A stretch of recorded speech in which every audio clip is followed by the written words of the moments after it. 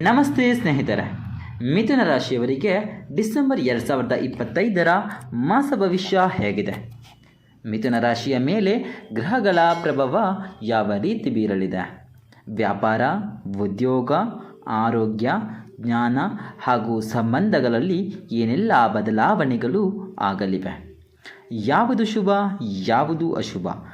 ಎಲ್ಲ ವಿಚಾರಗಳ ಬಗ್ಗೆ ಸಂಪೂರ್ಣ ಮಾಹಿತಿ ಇಲ್ಲಿದೆ ನೋಡಿ. ಅದಕ್ಕೂ ಮುನ್ನ ನೀವಿನ್ನೂ ನಮ್ಮ ಚಾನಲ್ಗೆ ಸಬ್ಸ್ಕ್ರೈಬ್ ಆಗಿಲ್ಲ ಅಂದರೆ ಈಗಲೇ ಸಬ್ಸ್ಕ್ರೈಬ್ ಆಗಿ, ಹಾಗೆ ವಿಡಿಯೋಗೆ ಲೈಕ್ ಮಾಡಿ, ವಿಡಿಯೋನ ಸ್ಕಿಪ್ ಮಾಡದೆ ಕೊನೆವರೆಗೂ ನೋಡಿ. ಮಿಥುನ ರಾಶಿ ಡಿಸೆಂಬರ್ 2025ರ ಮಾಸ ಭವಿಷ್ಯ ಹೇಗಿದೆ ನೋಡಿ. ಮುಖ್ಯವಾಗಿ ಉದ್ಯೋಗ, ವ್ಯವಹಾರ ವಿಚಾರದ ಬಗ್ಗೆ ನೋಡ್ತಾ ಹೋಗೋದಾದರೆ, ತಿಂಗಳ ಆರಂಭದಲ್ಲಿ ಮಿಥುನ ರಾಶಿಯವರಿಗೆ ಕೆಲವೊಂದು ಯೋಜನೆಗಳು ನಿಧಾನವಾಗಿ ಚಲಿಸುವಂತೆ ಕಾಣಿಸ್ತದೆ.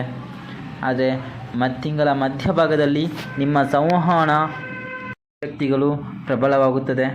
ಮಾತುಕತೆ, ನಿರ್ವಹಣೆ ಹಾಗೂ ಒಳ್ಳೆಯ ಸಂಯೋಜನೆಗಳಿಗೆ ಅವಕಾಶ ಸಿಗುವಂತಹ ಸಾಧ್ಯತೆ ಜಾಸ್ತಿ ಇದೆ.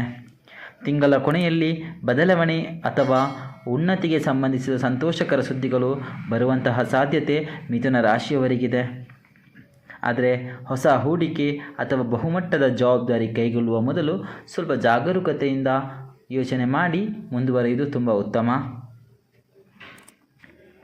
ಹಾಗೆ ಇನ್ನು ಹಣಕಾಸಿನ ವಿಚಾರಕ್ಕೆ ಬಂದರೆ, ಈ ತಿಂಗಳಲ್ಲಿ ಮಿಥುನ ರಾಶಿಯವರಿಗೆ ಸಂಪಾದನೆ ಸ್ಥಿರವಾಗಿದ್ದು ಹೆಚ್ಚಳದ ಸಾಧ್ಯತೆ ಇದ್ದರೂ ವೆಚ್ಚಗಳು ಸ್ವಲ್ಪ ಮಟ್ಟಿಗೆ ಇವ್ರನ್ನ ಕಾಡಬಹುದು.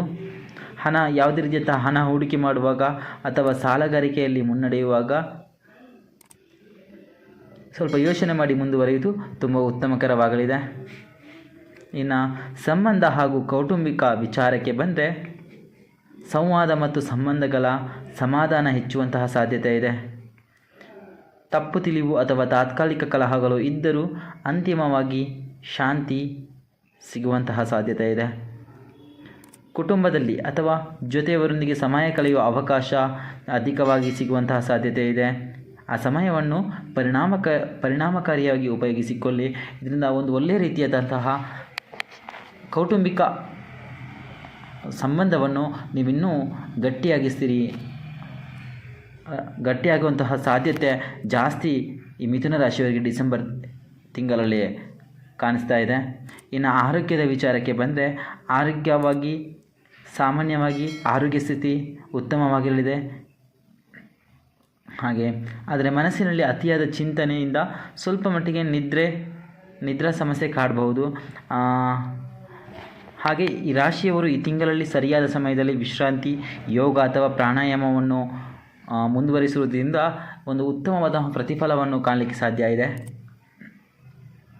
ಹಾಗೆಯೇ ಉತ್ತಮ ಸಲಹೆ ಯಾವುದು ಕೊಡ್ಬೋದು ಅಂತ ಕೇಳಿದರೆ, ಈ ರಾಶಿಯವರಿಗೆ ಯಾವುದೇ ರೀತಿಯ ದೊಡ್ಡ ನಿರ್ಧಾರಗಳ ಹಿಂದೆ ಮನಸ್ಸಿನಲ್ಲಿ ಶಾಂತವಾಗಿ ಯೋಚನೆ ಮಾಡಿ ತನಿಖೆ ನಡೆಸಿ ಮುಂದುವರಿಯುವುದು ಉತ್ತಮಕರವಾಗಲಿದೆ.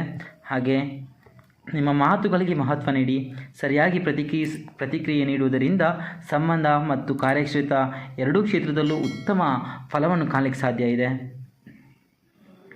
ಹಾಗೆ ಯಾವುದಾದರೂ ಖರ್ಚುಗಳನ್ನು ಮಾಡುವುದರ ಮೊದಲು ಸ್ವಲ್ಪ ಮೇಲ್ವಿಚಾರಣೆ ಮಾಡಿ ನಿರ್ಧಾರ ತೆಗೆದುಕೊಳ್ಳುವುದು ಉತ್ತಮ.